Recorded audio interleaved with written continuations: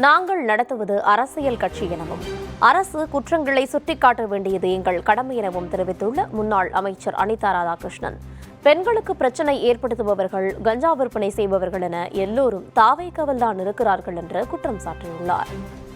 இன்னைக்கு குறிப்பாக சொல்ல வேண்டும் என்று சொன்னால், புதிதாக ஒரு கட்சி தோன்றி இருக்கின்றது. அந்த கட்சி தான் தேர்தலில் வருகின்ற போது மாற்றத்தை தருகின்றேன், மாற்றத்தை தருவதற்காக வருகின்றேன், பெண்களை அப்படியே பாதுகாப்போம், எந்த இடத்திலும் கஞ்சா விற்காது, எந்த இடத்திலும் லாட்டரி சீட்டு விற்காது என்று மேலிருந்து ஓங்கி ஓங்கி சத்தம் போட்டார்.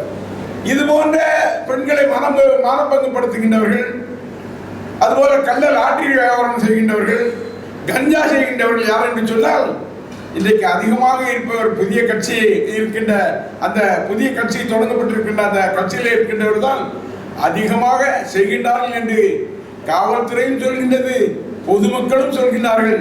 இதற்கு அந்த தலைவர் சரியான பதிலை தருவாரா என்ற கேள்வியை சாதாரண ஒரு திருச்செந்தூர் தொகுதியில் இருக்கின்ற சட்டமன்ற உறுப்பினராக அந்த கேள்வியை நான் கேட்கின்றேன். அதற்கு அவர் பதில் தர வேண்டும் என்ற வேண்டுகோளை வைக்கின்றேன்.